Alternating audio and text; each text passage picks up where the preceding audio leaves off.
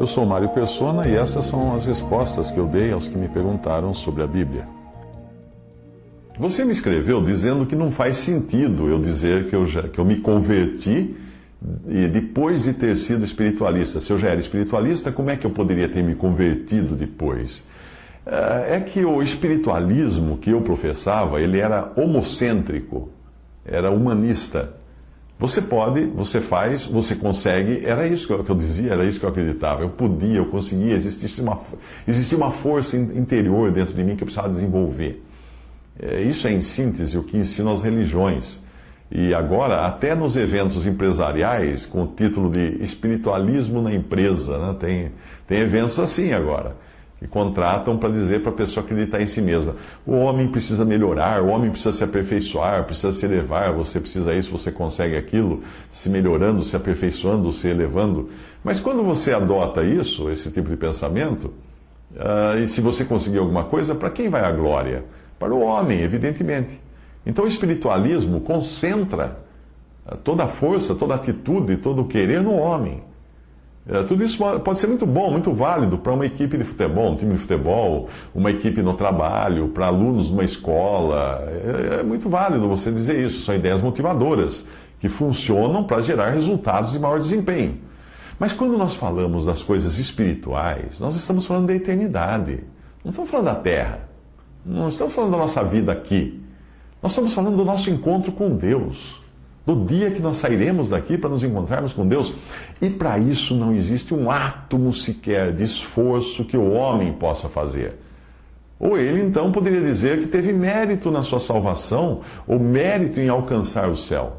Mas a Bíblia é clara a respeito de quem merece toda a glória, 100% da glória e do louvor. Ela diz assim, a palavra de Deus: eu sou o Senhor, este é o meu nome, a minha glória, pois, a outrem não darei, nem o meu louvor às imagens de escultura. Isaías 42:8. A Bíblia não deixa glória nenhuma para o homem, não sobra nada para o homem. É Deus quem faz a obra de transformação ou de nova vida naquele que crê em Jesus. Não sobra glória para o homem. Toda a glória vai para Deus. Evidentemente, esta não é uma ideia nem um pouco simpática para o nosso ego ou mesmo para os espiritualistas, né? Nós gostamos de confete, seja aqui ou no além, nós gostamos de confete. Nós gostamos de alguém que chega e fala assim: você é médium, precisa desenvolver, você tem um grande coração, você tem dentro de si um diamante que precisa ser lapidado, horas. Todavia, falando do homem agora, a Bíblia diz o seguinte, em Salmo 49:17: quando morrer, nada levará consigo, nem a sua glória o acompanhará. Isso é o homem. Você perguntou se eu conheço o autor da Bíblia. Sim, eu conheço o autor da Bíblia. Aliás, o desejo do Senhor era que cada pessoa conhecesse a Ele pessoalmente. Isto não significa uma assertiva intelectual sobre certos pontos dogmáticos, mas esse conhecer é resultado de um encontro pessoal com Cristo. Um encontro que transcende o visível, transcende o intelectual. Não está restrito aos iniciados que leram uma montanha de livros ou galgaram os graus de alguma loja mística, mas é um privilégio até de crianças. Todavia, sem fé, não é possível chegar a isso, porque sem fé é impossível agradar a Deus. Porque é necessário que aquele que se aproxima de Deus creia que Ele existe e que é galardoador dos que o buscam. Hebreus 11:6. Então tudo é por fé. Quanto ao fato do homem ser inimigo de Deus, que eu disse antes para você, isso não foi assim desde o princípio. Deus não criou um inimigo. O homem ficou assim depois da queda. Nós somos inimigos de Deus por natureza. Deus não é o nosso inimigo. Nós é que somos inimigos dele. Para entender todo o rancor e ódio que nós temos no nosso coração, a inimizade que nós temos contra Deus, releia o que você me escreveu no seu e-mail. Releia de novo. É inegável que você tem ódio de Deus, porque Ele não é como você gostaria que Ele fosse. O Deus que você imagina é outro. Porque, e se a Bíblia estiver certa, você odeia o fato de que se a Bíblia estiver certa, você está errado. Como eu estive errado durante muito tempo da minha vida, até me converter. E aí, se a Bíblia estiver certa, não vai sobrar glória nenhuma para você, para suas palestras que você faz, para o conhecimento que você adquiriu com suas montanhas de livros esotéricos, espiritualistas e sei lá mais o que. Eu entendo bem o que você sente, porque depois da minha conversão a Cristo, eu encontrei muitas pessoas as quais eu havia ensinado o meu espiritualismo homocêntrico, no meu caso era extremamente egocêntrico, e eu precisei me retratar para essas pessoas. Eu precisei falar assim, olha gente, lembra aquilo que eu falava? Estava errado. Uma vez alguém escreveu que a última coisa que morre no homem é orgulho. Nós nascemos orgulhosos e nós não queremos que Deus interfira no nosso caminho. Ou você acha que nós não somos orgulhosos por natureza? Negar isso é negar que você se conhece a si mesmo. Você sabe que você é orgulhoso. O apóstolo Paulo passou por algo assim quando ele precisou admitir que a sua bagagem, e não era pouca a bagagem de Paulo, era esterco comparado com o que tinha a partir do momento em que conheceu a Cristo. Ele descreve bem o que ele passou. Ele diz assim: ainda que também podia confiar na carne, se algum outro cuida que pode confiar na carne, ainda mais eu, circuncidado ao 8º dia, da linhagem de Israel, da tribo de Benjamim, hebreu de hebreus, segundo a lei fui fariseu, segundo o zelo perseguidor da igreja, segundo a justiça que há na lei, irrepreensível, mas o que para mim era ganho, porque tudo isso era considerado a nata, a fina flor do judaísmo, na sua religião de então. Mas o que para mim era ganho, reputei perda por Cristo. E na verdade tenho também por perda todas as coisas, pela excelência do conhecimento de Cristo Jesus, meu Senhor, pelo qual sofri a perda de todas essas coisas e as considero como escória. Outra tradução diz esterco, para que possa ganhar a Cristo. Filipenses 3:4.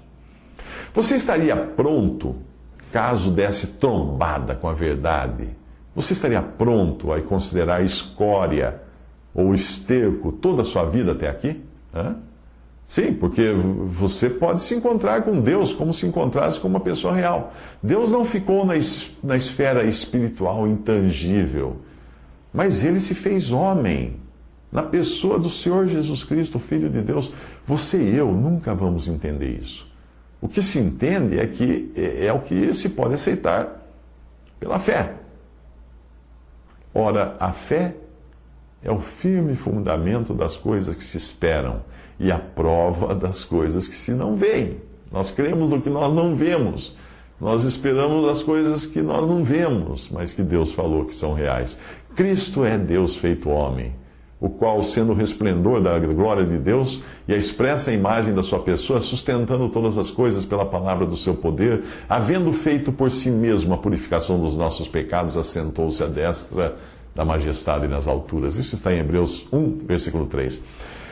Hoje, existe um homem de carne e ossos no céu, um homem palpável, um homem que Tomé encostou a mão e o Senhor falou: toca na minha mão, toca no meu lado, Tomé. Não seja incrédulo, mas crente. Mas, obviamente, você não crê na Bíblia e não vai crer nisso também, que existe um homem ressuscitado no céu, que é Cristo. Mas ou a Bíblia é a palavra de Deus, ou ela é a mais perigosa armação que já existiu na face da terra, porque ela se declara ser a palavra de Deus. A verdade é uma coisa que nós aceitamos ou rejeitamos. Não tem como ficar em cima do muro quando estamos diante da verdade. Nós não podemos julgar a verdade, porque se nós julgássemos a verdade, nós nos tornaríamos juízes de Deus. Você critica Deus, o Deus do Antigo Testamento, você critica, você diz que é absurdo para a sua razão acreditar naquele Deus do Antigo Testamento, mas qual é o gabarito que você usa para fazer essas afirmações, para fazer essa crítica? O seu bom senso? A sua razão? O seu conhecimento? Não é estranho que você julgue a Deus com a mesma confiança que julga os assuntos do dia a dia? Você só justificará a Deus em todos os seus atos todos os atos e desígnios de Deus quando você se submeter a Ele, quando se tornar filho de Deus. Porque em Lucas 7,35 diz que a sabedoria é justificada por todos os seus filhos. E diz em João 1,12 diz que a todos quantos o receberam a Cristo, deu-lhes o poder de serem feitos filhos de Deus aos que creem no seu nome. Você disse que encontrou inverdades na Bíblia. Seria interessante você citar, eu conhecer essas inverdades. Você pode citar alguma? Veja que eu não estou me referindo a você achar que é uma inverdade por causa dos seus preconceitos contra a Bíblia. Eu quero fatos. Você mesmo afirmou num outro e-mail, eu creio, abre aspas, eu creio que não temos mais tempo para divagações filosóficas e discussões achistas. A modernidade exige clareza, objetividade e sinceridade. Estou com quase 40 anos nesta vida, comecei a estudar a Bíblia com 11 anos de idade. Acho que não estou sendo apressado. É provável que até mesmo Jesus fosse analfabeto e, portanto, não saberia ler os textos se os tivesse conhecido. Fecha aspas. Então, se você me permite a franqueza, é melhor mudar o seu método de estudo. Porque se você, desde os 11 anos, estuda a Bíblia, meu amigo, parece que não estudou a Bíblia tanto quanto você fala, não. Porque tem uma passagem que diz, abre aspas, é o seguinte, escute muito bem. E chegando a Nazaré, onde fora criado, onde Jesus fora criado, entrou num dia de sábado, segundo o seu costume, na sinagoga e levantou-se para ler. É esse Jesus que você falou que provavelmente fosse analfabeto. Ele levantou-se para ler. E foi-lhe dado o livro do profeta Isaías, e quando abriu o livro, achou o lugar em que estava escrito: O Espírito do Senhor é sobre mim, pois que me ungiu para evangelizar os pobres, enviou-me a curar os quebrantados do coração, a apregoar liberdade aos cativos, a dar vista aos cegos, e a pôr em liberdade os oprimidos, e anunciar o ano aceitável do Senhor. E, cerrando o livro, e tornando a dar ao ministro, e aí continua a passagem, Lucas 4, 17 a 20. Você não aceita pessoas que enxergam a Bíblia como a palavra de Deus, porém, a própria Bíblia diz ser a palavra de Deus. E se é verdade o que ela diz, eu devo aceitá-la 100%. Se não for verdade o que ela diz, que ela não for a palavra de Deus, eu devo rejeitá-la 100%. Aceitar 10% das verdades que eu julgar que a Bíblia contenha, faria de mim juiz do que Deus revelou. Ele diz que é a palavra de Deus. Eu digo, não, isso aqui é, isso aqui não é, isso aqui é, isso aqui não é. Quem sou eu para separar o que Deus falou e o que Deus não falou? Não, isso Deus disse, isso Deus não disse. A Bíblia tem evidências suficientes para demonstrar ser ela a palavra de Deus. Você escreveu que Deus não seria capaz de escrever as barbaridades que estão descritas na Bíblia. Que você julga serem barbaridades, é a sua opinião. Mas que gabarito você usou para isso? Para mim, Deus tem poder soberano sobre as suas criaturas e não cabe a nós discutir isso. Se o dono de uma empresa despede um funcionário porque a seu critério, e somente ao critério do dono, ele achou que o funcionário é desqualificado para o serviço, quem vai discutir com o dono da empresa? Ele é o dono, ponto final. O primeiro passo para se conhecer a Deus é reconhecer a Deus e respeitá-lo pelo que Ele é, e não pelo que nós pensamos dele. O temor do Senhor é o princípio da sabedoria e o conhecimento do santo a prudência, diz Provérbios 9, 10. Se você quer começar a conhecer a sabedoria, o ponto de partida é temor, respeito de quem sabe que está entrando em terreno santo. Moisés, quando se aproximou da sarça do arbusto que ardia, ele foi aconselhado a tirar suas sandálias, porque ele entrava em terreno santo ao se aproximar de Deus e ouvir sua voz.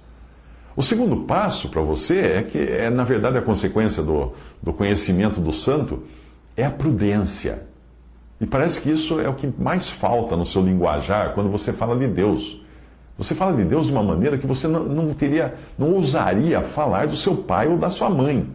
Ou a sua mãe lavaria sua boca com sabão. Sim, Deus se comunica com a criação através da palavra escrita, justamente para evitar os achismos que você disse que tanto teme. E aquele que se propõe a aceitar o que Deus quer dizer, este então passa a conhecer o teor da palavra escrita. É aí que entra o Espírito Santo quando faz a sua habitação naquele que crê em Jesus. A Bíblia diz, como está escrito, as coisas que o olho não viu, o ouvido não ouviu e não subiram ao coração do homem, são as coisas que Deus preparou para os que o amam. Mas Deus nos revelou pelo seu Espírito, porque o Espírito penetra todas as coisas, ainda mesmo as profundezas de Deus. 1 Coríntios 2, 9 a 10. Portanto, eu aconselho que você leia a carta aos Romanos. Ser pecador é uma coisa, ser pecador justificado é outra. E depois de ler Romanos, nós poderemos voltar até a tratar do assunto da justificação, se você quiser. O tempo do mundo ainda não terminou. O final da sua frase é verdadeiro, quando você diz que os cristãos não são menos pecadores que os demais. Porém, os cristãos estão justificados, porque alguém pagou pelos seus pecados. Dos dois ladrões, os dois malfeitores, que a princípio também agrediram o Senhor na cruz com suas palavras, um foi justificado quando creu em Cristo, o outro não. O levita e o publicano, que aparecem no templo, na parábola que o Senhor conta, eram igualmente pecadores. Aquele que pensou ser alguma coisa, o fariseu e o publicano, na verdade, o fariseu que pensava ser alguma coisa de si mesmo, não foi justificado. O publicano, porém, o cobrador de impostos, reconhecidamente pecador, reconheceu sua falta, ele saiu dali justificado. Se você reconhecer que é um pecador perdido e que não existe em você um átomo sequer de poder para tirar você dessa condição, então você se humilhará na presença de Deus e clamará por socorro. Então Deus virá ao seu encontro e fará valer o preço que já foi pago na cruz por você. Você terá todos os seus pecados perdoados pela obra substitutiva de Cristo na cruz. Você vai perder sua glória, claro, né? Mas você vai ganhar a vida eterna. Um pecador com os sentidos tão embotados, tão embriagados, quanto os meus sentidos, jamais teria encontrado a Deus, nem dando trombada com Ele. Por isso Deus precisou falar comigo através da sua palavra, que é a Bíblia, e através do Espírito Santo que tocou o meu coração para me fazer reconhecer a mim mesmo, pecador perdido. O Senhor Jesus usou a palavra de Deus para resistir a Satanás. Ele dizia, como está escrito, está escrito, está escrito. Eu aconselho que você leia a Bíblia sem preconceitos. Você jamais conhecerá o pensamento de Deus com um espírito tão crítico quanto o seu, e crítico no mau sentido. E se você tem alguma consideração pelo que o Senhor Jesus falou nos Evangelhos, você terá sim que aceitar o Antigo Testamento, principalmente Moisés, o Pentateuco, os 5 primeiros livros da Bíblia, porque o próprio Senhor Jesus colocou o seu selo de aprovação no que Moisés disse. Eu já encontrei pessoas que dizem crer somente nas palavras de Jesus. Será que você é um deles? Veja que interessante o que ele disse aos judeus, que o rejeitavam, porque os judeus, os fariseus, gostavam muito de ego inflamado, né? Ego inflado. Eles adoravam os seus próprios egos. Mas veja o que Jesus disse a eles.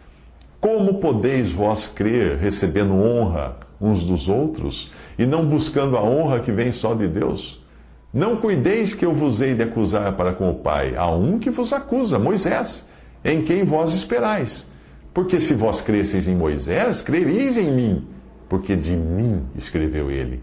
Mas se não credes nos seus escritos, nos escritos de Moisés, como crereis nas minhas palavras?